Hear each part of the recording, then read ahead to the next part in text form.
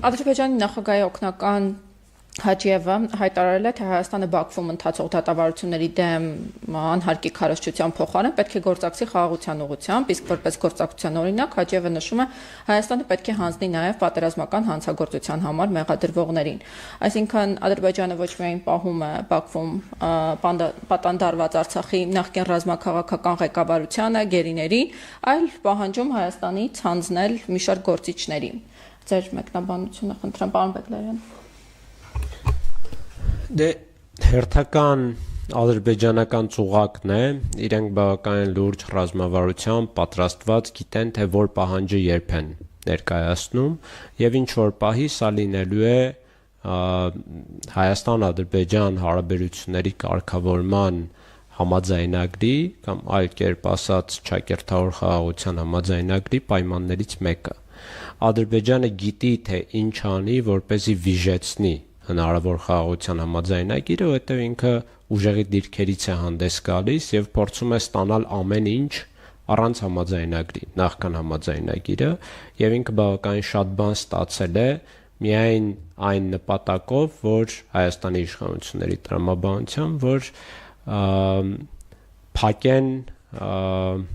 ագրեսորի ախորժակը, այսպես ասեմ, միգուցե սրանով կբավարարվի, բայց իրենք չեն բավարարվելու միանշանակ,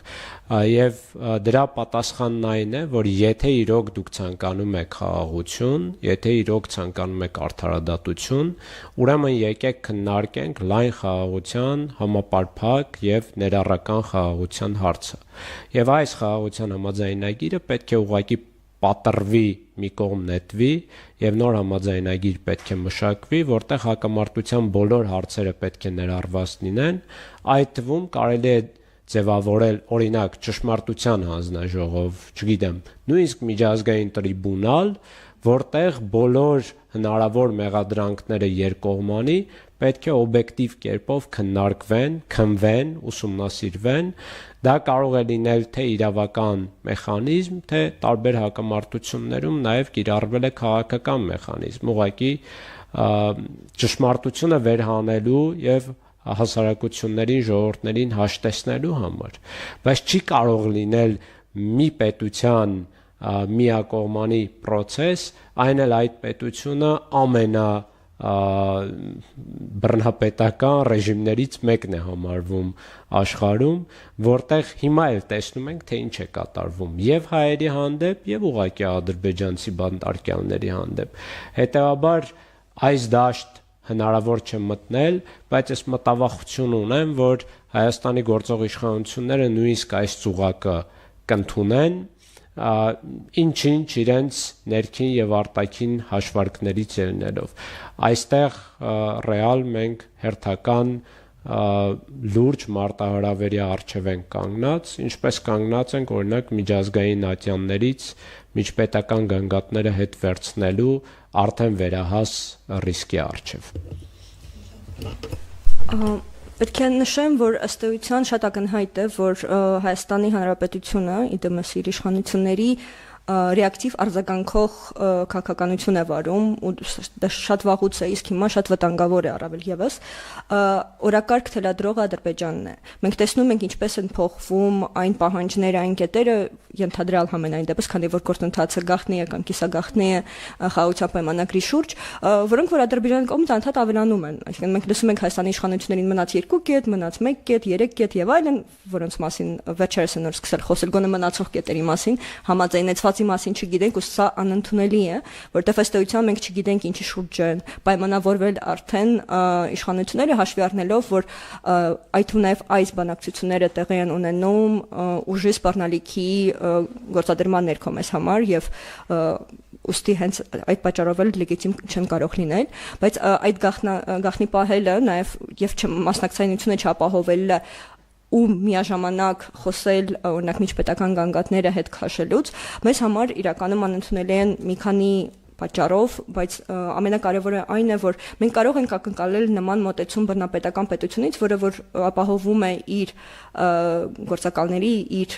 պետության ներկայացուցիչների անպատժելիությունը, ինչը մենք տեսնում ենք Ադրբեջանի կողմից, բայց մենք չենք կարող ակնկալել նման մոտեցում, երբ որ մենք լսում ենք բարձրաստիճան պաշտոնատար անձինց, որ ոչ միայն համաձայն ենք հետ քաշել, հետ վերցնել համապատասխան միջպետական գանգատները, այլ նաև առաջարկում ենք ընդհանրապես փակել արդարադատության թեման, այսինքն որպեսզի ընդհանրապես չքննարկվի ոչ միայն խաղաղության պայմանագրի ներքո, այլ որևէ այլ ընտրանքային մեխանիզմով այս թեման ընդհանրապես չշոշափվի եւ դրանով էջը փակենք եւ գնանք դեպի խաղաղություն։ Սա ընդունելի չէ մարդու իրավունքների պաշտպանություն ապահովող, իրեն ժողովրդավար համարող պետության կողմից։ Բռնապետականից այո, Հայաստանի Հանրապետությունից մենք նման բան ընդունելի չենք համարում։ Ավելին ասեմ, ըստ էության մենք ունենք մեկ այլ խնդիր, որը կարծում եմ, որ բաց թողեցինք ինչ-որ մի պահի եւ այլևս գուցե դժվար է օրակարգ բերել 23 թվականի սեպտեմբերից հետո, հոկտեմբերին մասնավորապես, երբ որ արդեն ունենում էինք հանդիպումներ ԵԱՀԿ մասնավորապես տարբեր պատվիրակությունների հետ, իսկ գիտեք, որ ԵԱՀԿ-ն ուներ կոնկրետ մանդատ, տվել էր մանդատ, ստեղծել էր Մինսկի խումբ, որը ուներ կոնկրետ մանդատ համապատասխան հակամարտությունը լուծելու ուղղությամբ, գտնել մեխանիզմներ, եւ տարեց տարի, երբ որ ԵԱՀԿ-ում փոխվում է նախագահող պետությունը, իրենք իրենց առաջնահերթություններում Լեռնային Ղարաբաղի հակամարտության լուծումը համարում էին առաջնահերթ, 23 թվականից ի վեր, երբ որ մենք հանդիպումներ ենք ունենում, այս խնդիրը այլևս հանված է, որովհետև սա գալիս է հենց Հայաստանի իշխանությունների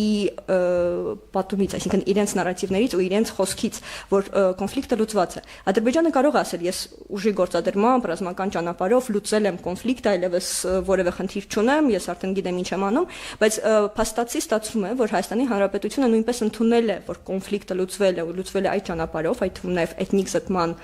արդյունք ունենալով, էթնիկ զտումը որպես արդյունք հետևանք ունենալով, եւ սա թույլ է տալիս նաեւ այլ դերակատարներին ձեռքերը լվանալ եւ այլևս այդ խնդրի մասին չխոսել։ Եվ եթե մենք համարում ենք, որ ընդունելի լուծում էր սա, եւ Հայաստանի Հանրապետությունը հայտարարում է, որ ընդունելի է այդ ու նաեւ միջպետական գանգատներից հրաժարվել, որոնց բովանդակությամբ, էությամբ սա պատերազմական հանցագործություններ են, լրջագույն հանցագործություններ են, եթե չխոսենք անհատական ինչ-որ դեպքերի մասին, եթե ընդունելի է առանց որևէ արդարադատություն ապահովել անպատժելիությունը թույլ տալով, այդ դեպքում մենք չենք կարող պահանջել այլ մեխանիզմներից որևէ գործընթաց։ Եվ մենք որպես իրավապաշտպան կազմակերպություններ չենք կարող անընդհատ բրդել այս օրակարգը, ինչպես ասեցի, Ադրբեջանը շատ արագ ավելացնելով տարբեր վագոններ, իր գնացքին անընդհատ նոր թեմաներ է բացում եւ հենց Հաջիևի հայտարարությունը դրա մասին էր։ Իրենք գրում են որպես պետություն, ոչ թե իրավապաշտպան կազմակերպությունների կողմից ի տարբերություն Հայաստանի, երբ որ մենք փաստահավաքներ ենք իրականացնում, արձանագրում ենք խախտումները, փորձում ենք իրազեկենք հանրությանը, իրենք որպես պետություն կազմակերպում են, գրում են ինչ-որ զեկույցները տարածում են ՄԱԿ-ում, անունը դնում են ՄԱԿ-ի պաշտոնական փաստաթուղթ, հետո այնքան են ասում, այնքան են կրկնում, այդ 25-րդ կադրի էֆեկտը շատ լավ է իրենց մոտ ստացվում, այնքան են կրկնում, ինչով որ բոլորին համոզում են, եւ երբ որ հակազդում չկա Հայաստանի իշխանությունների կողմից, բոլորին համոզում են, որ այդպեսի կա, երբ որ դու լռում ես, դու համաձայն ես, լռությունը համաձայնության նշան է։